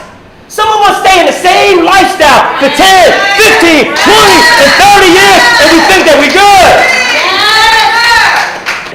How many of us know that the sign of death is no change? That's a sign of death. If you making no movement, you heard what Brother Minister teach. Brother Minister taught us, how does a buzzard eat? First of all, he smells death. He can ride around, and the nose of him is so keen that he could be 2-3 miles in the air and smell dead animals, and he coming to investigate. That goes to show you that death has a smell. How many of us ever had a cut? Well, I know it because I work. Sometimes we get cut, we gushing. We ain't got time to stop. Our boss don't play. He say work with speed. We got to just wrap it up. We wrap it up and get to work. Is that right? We wrap it up, keep working. But when we get home, we realize that the sweat done got in it. The blood is in it. The pus is in it. The dirt is in it. The roofing debris is in it. Got a couple splinters in it. Is that right? Got a smell on it a little bit. Not only death has a smell, but cuts have a smell. The same cut, like in a cut of the bricks in the cement, is that like the crack of the cement. You have a cut, and the buzzards can smell it, and they come in and check you. How do they come? They come and they land for a minute. That's it. That's it. There you go, right there. I smell it. They watching. Huh? They watching. Oh, it ain't no life. Oh, it ain't no movement. It ain't no growth. It's nothing. I'm looking at it. I see no growth. But let me check. Creep over to it and give it the scrap man kick. And head back up to see if you move. Is that right? Now, if you don't got no movement, that's signs of death. Is that right? Now, how many of us are moving? Life smells your death. Life knows when you're about to die, and then it comes to you. Will you move when life pushes you? This is what trials and tribulations is. Life just pushing you. See if you awoke. See if you alive. See if you growing. See if you maturing. What are you going to do? Keeping Allah up front shows that you grown. Allah up front shows that you got to move. The buzzer only come around because you not moving. So keeping Allah up front is showing steady movement. Is that right? Now, let's say in order to keep Allah up front, that means you got to study, brothers and sisters. You can be outstripped of this wisdom because you just got it last night. You was dead for 400 years. 400 long years. So you can remember it, but just like that old song, you forgot the lyrics, brothers and sisters.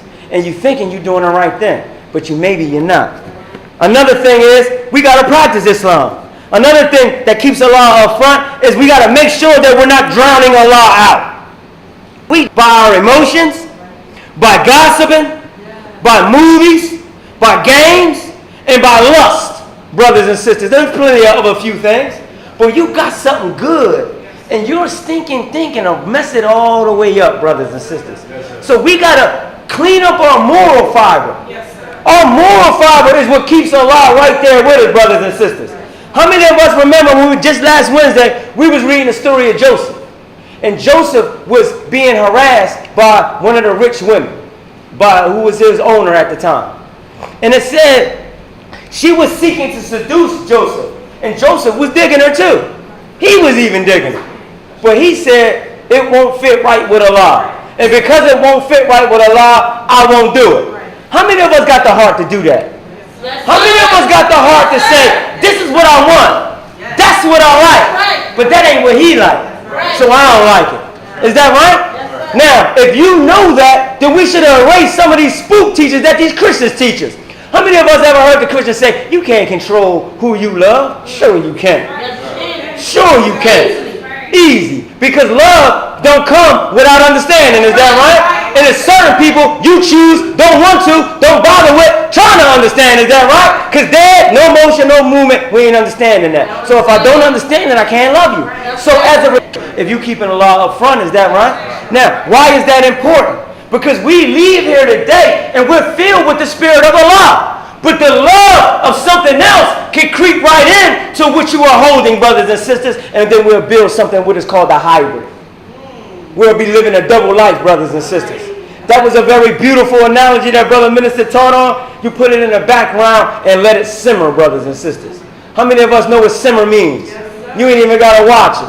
Is that right? You can fall off, go have a phone conversation, watch the stories, watch a few games, do whatever. Is that right? Same way with our Islam. You letting it simmer. You don't go back and study. How many of us read the messenger's teachings, brothers and sisters? How many of us got family members sitting in the temple? How many of us go home and discuss temple service? We got to ask ourselves these things, brothers and sisters, because we ask Allah to come into our homes. We got a duty to keep him there. Let me tell you something, brothers and sisters. Brother Captain and still our family, period, they was having it this month. If y'all had their Facebook page, it was pictures everywhere, is that right? They was signing in everywhere, is that right? But you know one thing? They was looking happy and pleasant. Sun was shining, complexion was clear, all of that, is that right? That's letting you know right there when Allah is up front with you, your living condition shows it. You're happy. Some of us doing everything all of the time. All of the time, even if you're right. I heard an old axiom, brothers and sisters. The thing about wisdom, how many of us know this? The thing about wisdom sometimes is knowing when not to say the right thing. Is knowing when not to say something at all. We ruin the good things we got because I get smart. Islam made me a God, and I'm right. You can't tell me I'm wrong. I'm a God. I tell you. Now you fighting and arguing when all you had to do is shut up and we had had peace in this joint. We got to understand that our thinking ruins things. Master Farad Muhammad did his job. He put heaven in your lap. All you got to do is make sure that he and his spirit and the environment stays there. Is that right? Praises be to Allah and his messenger. At the job site, some people get confused with Brother Ali. At the temple, I'm one way. In my personal life, I'm one way. Then when I'm at the job, I'm another way. Same person. I don't want you to think I got alter egos and things of that nature. But when you're in a certain realm, you have to be in that realm. Is that right? You got to be able to switch moments and things of that nature. Is that right? Now, what I'm saying in that is, when you're in a certain environment, you got a duty to check the environment and make sure that your lifestyle or what your expectations match up to the environment. If we're on an environment of war, what you got the book bag full of books for? We got expectations that don't match up to the reality and where we're at. You want your carpet on your rug, on your shoulder to show that you got Islam when you're living in hell. We got to begin to prioritize and know what battles to pick, what fights to pick, and what presents to go, and what realm we are in, and match these things up. Allah is aware of all subtleties, and He is conducting and builds universes that has a plethora of faces and facets, but they all have one common duality. Is that right? Which is the nation of Islam and the conduct and of a fruit and of an MGT. So with this being said, we messenger up front. Now, one of the reasons why keeping a messenger up front is important because when we build that solid wall, we can't have no doubt in it. Is that right? How many of us ever mixed cement before? Brother Minister, that's why some of the sisters know about mixing cement. Is that right? Brother Minister Basir gave a good example of the messenger when he said cement ties us together. But how many of us know there's a skill to mixing cement? You can have too runny of a cement and it runs all off the wall and glues nothing together. You can have too thick of a cement and waste the whole bag. Is that right? You can have rocks and clumps in it and compromise the whole thing. Is that right? So this concrete that we are laying, you got to be taught on how to mix this concrete. Is that right? How many of us know stones compromise our concrete?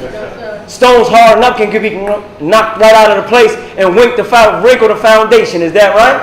It's important for us to know that when you have doubt in a messenger's teachings, people may say that we hate because we don't want Scientology, we don't want Afrocentrics, we don't want no Black Panther, we want purely the messenger. Right. This is all we want. Right. The messenger said that today we need 1,100% pure truth today. Is that right? We don't need no guesses. We don't know supposits. We don't need no hat strong to make us grow. But when you pick up Scientology, when you pick up Jenny Craig, when you pick up Weight Watchers, when you on a Dr. Phil's website and you taking all these advices, now you're throwing doubt into what you believe.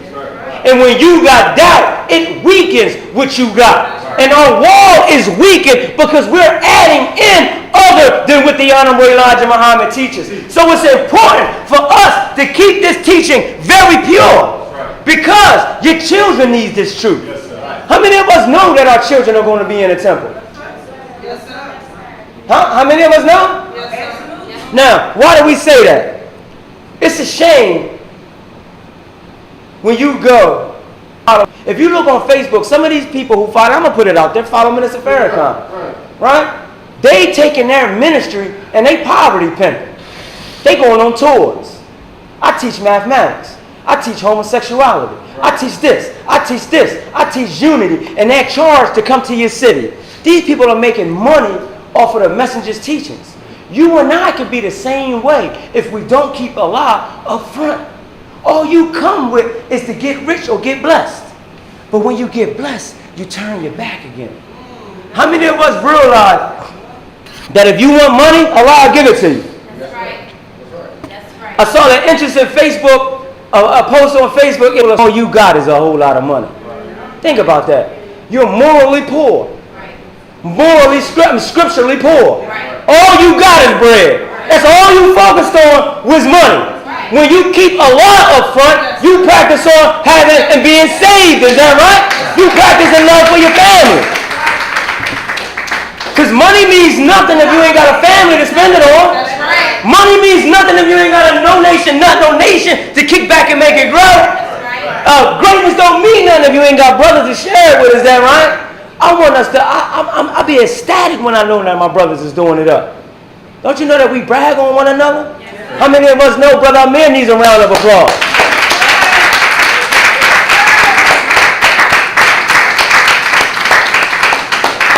He isn't here today, but he needs a round of applause because he's the first one that graduated from Job Corps.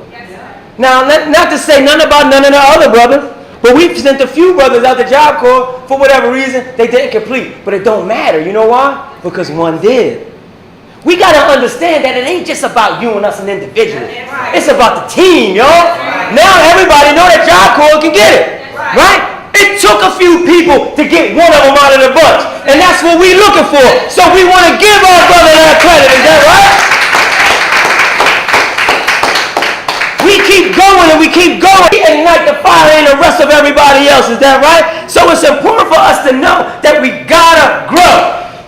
Brothers and sisters, I'm going to take this last couple of minutes to point it out to us that our brother minister is doing very, very strenuous, dedicated work. We got to compromise that work or buttress that work with our fishing ability. It is very beautiful to see the believers come week after week. But it has to be a point in time where we got to see some dead coming in here. This teaching that we have is so magnifying that the dead has to come in here. And if we don't bring the dead in here, we will be removed.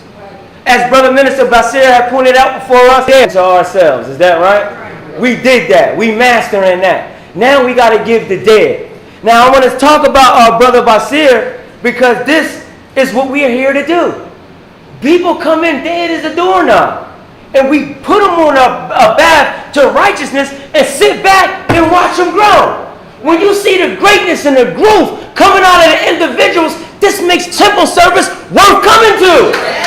To see what's next. When Brother Omar is saying the prayers, but next week he's saying his general orders, we seeing growth. How many of us want to see growth? It's important for us to see growth because some of us don't see growth in our teaching. What Brother Minister Jamar said, there'll be a lot of zeros behind us. But if you ain't got that Allah in front of you, you think that those zeros is nothing. But when Allah get in front of you, you realize that those zeros have value. Right. You got a lot to offer. But if you don't think that you got, and you don't got a lot up front, you'll never work on those, hone them, and bring them into reality. You got to come to the temple and let us work on each other to bring the best out of us. Lose the ego that you and I have had. There has been an ego pushed among us not to listen to other black folks. We got to get out of that. We gotta want to listen to other black folks. Is that right? Because if we don't get involved, we won't see the hereafter. Allah is a black man. Is that right? His messengers are black men. Is that right? Our fathers are black men. Is that right? So what use is it us being rebellious to other black folks? So we want to get to teaching.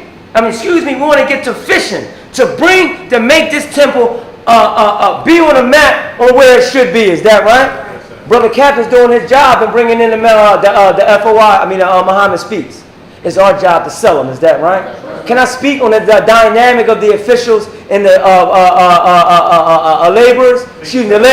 The private soldiers and things of that nature. Some things are supposed to be laid up, and the believers are supposed to be knocking them all the way out. Is that right? It's some things that the officials is supposed to set you while and make it happen. Is that right? But what happens when people set things up and nobody dances to the tune? We act like we ain't heard about this. How many of us, we had plans, we gonna say we gonna do this, we're gonna do this, but when we leave, the weight of the world, not saying we bad people, but the weight of the world got pressures. And they make you forget that oath that you have said. But keeping Allah up front will keep you in mind of the oath that you have been given. How many of us got lessons that's laying in our houses? Begin to put them in places. You got places of other stuff that don't mean nothing. You got places when you was out in the world. This was me in the 80s with my Gucci glasses on, is that right? This was me in the 40s. Look at them earrings, girl! Look at that! But how many lessons do you got walking past that brings you closer to Allah? How many prayers do you got sitting right there? And get refreshing and start changing them up. Because when you see something all of the time, you don't look at it no more. So some stuff you gotta, as I was making a joke about laminating, I said, we can use masking tape to laminate things. I made a joke, but I do that at home. These Muhammad Speaks that you got are contained with various pictures and wisdom on it. Yes, sir. You can take some of these articles and pictures and laminate them. Right. Throw them up somewhere. Right. Put them in the bedroom so when you brushing your teeth, you looking at a new lesson. Change it up every month. Change it up every week. And you'll begin to see how closer you are to Allah. Some of the actions that we do remove Him from our atmosphere. Think about when you wake up. Some of us don't pray. Some of us wake up and that's the first move before your feet hit the ground. You should have it in your mind that the reason why my feet is even hitting the ground is to make prayer. We get up, feet hit the ground, we do everything under the sun before we're making prayer. Is Allah up front? The messenger said, eat one meal a day. We wake up, as soon as we get up, we putting all of the wrong things in our body right from the door. How many of us realize that heavy food on your digestion affects with your reasoning and your withdrawal and with your... How many of us know the food that you eat has an effect on your resistance? Yes, you can resist temptation harder on an empty full and you're content. It's harder to face temptation. So some of the things that we do actually make it harder to be the Muslim that we should and that we want to be. Nobody knows what you do. I don't know what you do. Right. You only know that. And this is where the relationship with Allah comes into play. Because you can look at what you do every day. How many of us know what we do every day? I was watching Dr. Phil. I don't watch it. What we say, when I come home and throw the TV on, it's just the last thing on. But Dr. Phil was saying that on the show, the daughter was critiquing the mother. And the daughter was day by day. And the mother had no idea she did this. We have routines that we are set in. And we think we're doing something different. We think that we are improving. We think that we're doing something, but we're not. New Year's revolutions would be the best example of it. You start out for a good couple weeks strong. Couple weeks and skip the day. I'll get back to it next week. To the point where as though you're not doing that at all. And this is how we be with our Islam and with our practice and with studying and things of that nature. So let's begin to do what it takes to keep Allah up front and question ourselves. As much as you question other black folks, begin to question yourself. Is Allah want me to do this? Is this something that Allah wants? He said. We got to begin to question our own behavior before we question others' behavior. Is that right? Now, with that being said, I would like to bring the lecture to a close and hope that the believers are well in tune. And I hope that the believers bring the dead to hear the ministry that is coming over this rostrum, because we are doing some improvements, and you will really see the improvements when you see the dead that have never heard this teaching before. How many of us know that brings the minister out of his bag? when he sees and hears a person that never heard this? How many knows it brings a true believer out of their bag? Is that right? Because they hearing and seeing the reaction of the dead, and this should have an effect on us. And with that being said, I will bring the lecture to a close. Open it up for charity and zakat to be discussed. Passed out. And if anybody's seen any strange or had any questions.